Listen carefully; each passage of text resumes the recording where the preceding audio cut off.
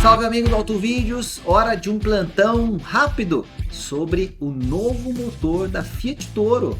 O motor que agora chegou com o turbão Caracol da Alegria, o 1.3 turbo que todo mundo esperava, chegou finalmente ao carro e chegou com alguma polêmica. A turma que adora ficar discutindo quantos quilômetros por litro faz o motor, mesmo que o carro custe uma fortuna, já está aí na internet enchendo as redes sociais de memes, porque o motor aparentemente é mais gastão do que a versão anterior, clássica, jurássica do e-torque 1.8. Mas a gente vai falar também dos detalhes interessantes que existem nesse motor 1.3 turbo e por que ele pode ser sim um dos principais motores aí nessa questão do downsizing e das novas possibilidades que a Fiat e o seu grupo, uma série de outros veículos que podem usar essa motorização também. Fica até o final que a gente vai falar sobre as características desse motor e vai entrar um pouquinho nessa polêmica também. Vem comigo!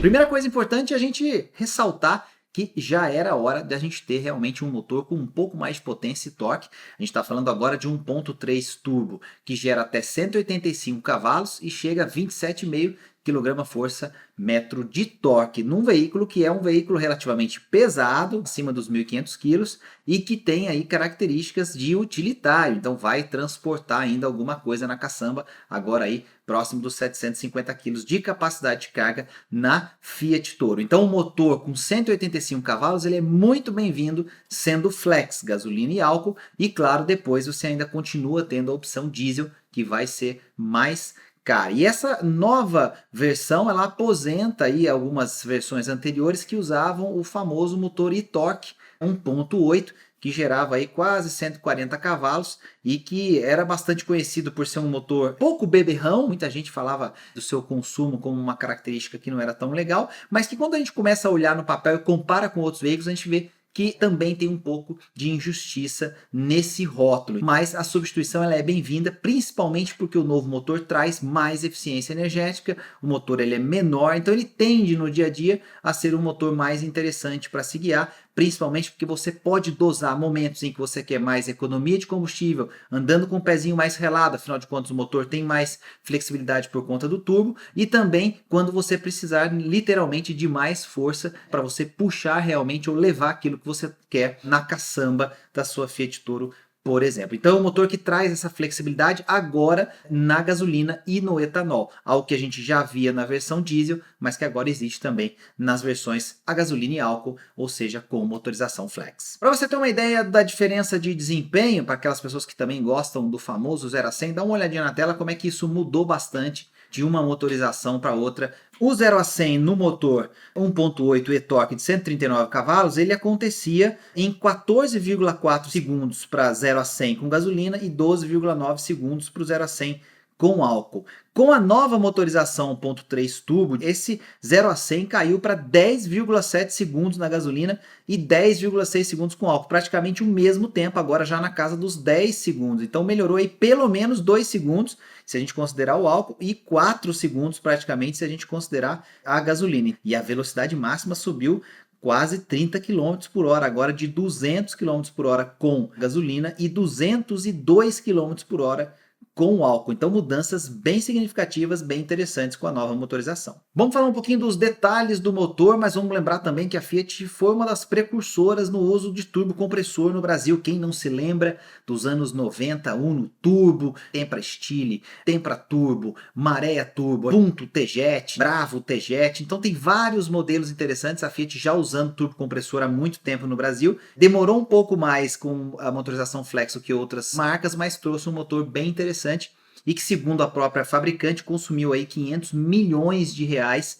para a criação da linha de produção aqui no Brasil. E esse motor será produzido em praticamente 3 lugares no Brasil e mais 2 lugares no mundo, para serem usados aí em toda a gama de veículos da fabricante do seu grupo mundo afora. Sempre que a gente fala de carro, motor, decisão de compra, a gente tem que falar do Código dos Carros, que você está vendo no site aqui, ó, códigodoscarros.com.br, que é o produto exclusivo que nós, Autovídeos, criamos para você poder economizar de 3 a 30 mil reais na escolha do carro, levando em consideração aspectos como a sua necessidade, o seu desejo de ter um carro legal, a segurança, aspectos que muitas vezes são subjetivos, mas muitos outros pontos que você precisa relacionar para poder comprar o carro ideal, aquele carro que você consegue levar para casa, consegue bancar e que vai satisfazer você não só nas suas necessidades, mas no seu desejo também, porque carro também é uma decisão emocional. Então acessa códigodoscarros.com.br, você tem lá acesso a um mapa, a um conjunto de conteúdos que vão mostrar como é que você consegue comprar, escolher e ter na sua garagem o carro perfeito, o carro interessante, o carro que vai fazer a diferença na sua vida. Acessa lá, códigodoscarros.com.br e confira. Fica ligado aí na tela que você vai ver um pouquinho dos detalhes que esse motor tem e que fazem esse motor ser tão interessante. E aí depois, daqui a pouco, a gente entra na polêmica do consumo. Primeira coisa interessante é que os blocos, eles são de 3 ou de 4 cilindros, mas mantêm a mesma dimensão de pistão e biela.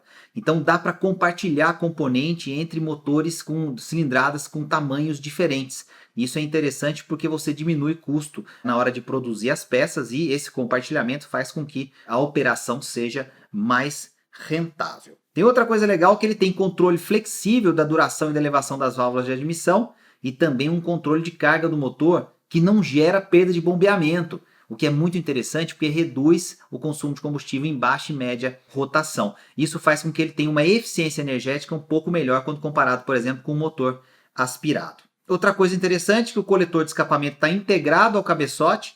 Isso também entrega uma associação mais interessante aí entre os componentes para reduzir o consumo de combustível. Temos também a taxa de compressão que é de 10,5 para 1, diferente da maioria dos outros carros que tem motores parecidos, e um turbocompressor de baixa inércia, né, que é aquela coisa do mínimo turbolag possível, não tem aquela sensação de tomar aquela patada, então você tem aí uma eficiência mais interessante e uma aceleração mais progressiva, você aproveita melhor o turbo e ele começa a funcionar com rotações mais baixas. Assim como outros motores que usam essa arquitetura e arquitetura semelhante, a válvula wastegate possui controle eletrônico, né, enquanto a refrigeração também usa intercooler. Então isso é interessante, mas isso também já existe em outros modelos semelhantes de motorização. Vamos lembrar que a injeção de combustível é direta, isso também é uma coisa que acontece com alguns outros concorrentes, como por exemplo os motores TSI da Volkswagen, mas não com o motor, por exemplo, da Chevrolet, que está no Tracker, e os injetores estão posicionados num ângulo de 23 graus,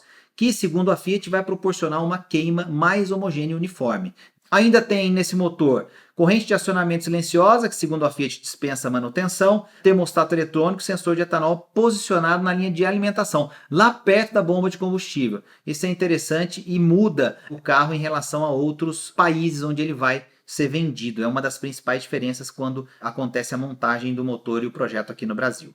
O turbocompressor trabalha com 1,8 bar de pressão, né, e ele chega até 185 cavalos, como a gente comentou, já com o torque máximo aí aproximado, perto de 1.750 rotações por minuto, o que é bem interessante, porque mostra que realmente ele começa a encher bem cedo. Pois é, você viu que o motor tem muita coisa legal, muita coisa interessante. Alguns concorrentes têm sim algumas coisas parecidas, né, e usam tecnologias semelhantes, mas a Fiat colocou aí uma outra coisinha a mais para realmente trazer principalmente a modularidade para a fabricação desses motores. No que diz respeito a 3 cilindros, 4 cilindros ou mais, ela vai conseguir aproveitar muita coisa e isso vai fazer com que ela consiga alimentar toda a sua gama de carros, né, do seu grupo que cresce cada vez mais e fazer isso a um custo menor, o que pode representar mais competitividade, preços dos carros mais interessantes nas lojas. Afinal de contas, a gente está vendo aí que os preços estão realmente bastante malucos. Quando a gente fala também de carro, motor, mais potência e,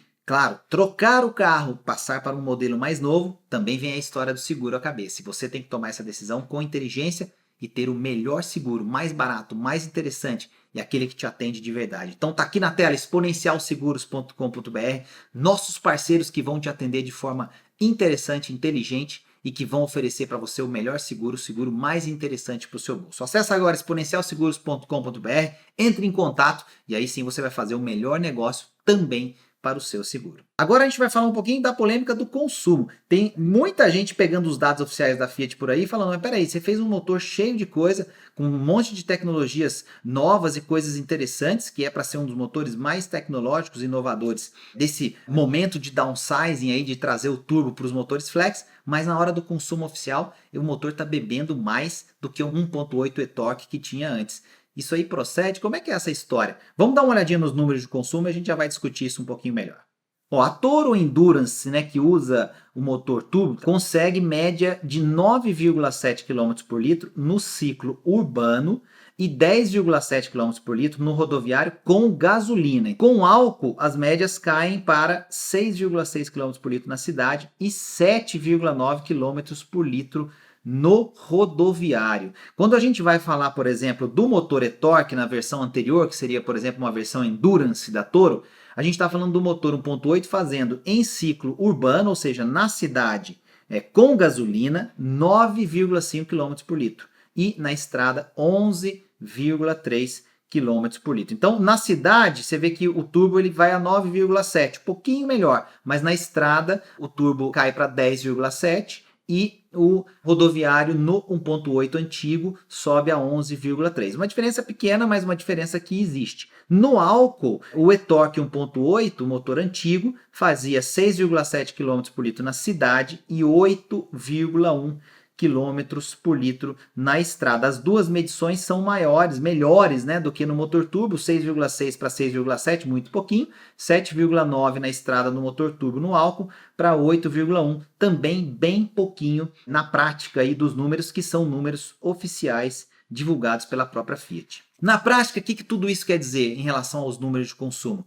Sinceramente, nada. Primeiro porque a gente está vendo números oficiais que são medidos aí com características muito parecidas e seguindo rigorosos padrões das montadoras e das medições, mas a gente sabe que na prática, na rua, no uso do dia a dia, isso pode mudar muito. A gente tem vários vídeos aqui que a gente fala de consumo e esses são os comentários que todos vocês colocam. Legal, isso aí é o consumo do Inmetro, o consumo do fabricante, mas na prática vai ser diferente. O que se imagina com esse motor turbo? Que realmente quando a gente conseguir colocar a mão e testar, e a gente vai fazer isso para você, a gente vai perceber que no dia a dia você vai conseguir dosar muito melhor como usar a motorização. Por quê? Porque ele entrega mais potência com uma faixa de torque muito mais interessante, com rotação mais baixa e com um torque máximo maior. Então você vai conseguir andar mais reladinho e vai conseguir trabalhar médias melhores. E você vai ter a possibilidade de poder puxar com mais tranquilidade quando você precisar colocar peso. E aí o consumo realmente vai ser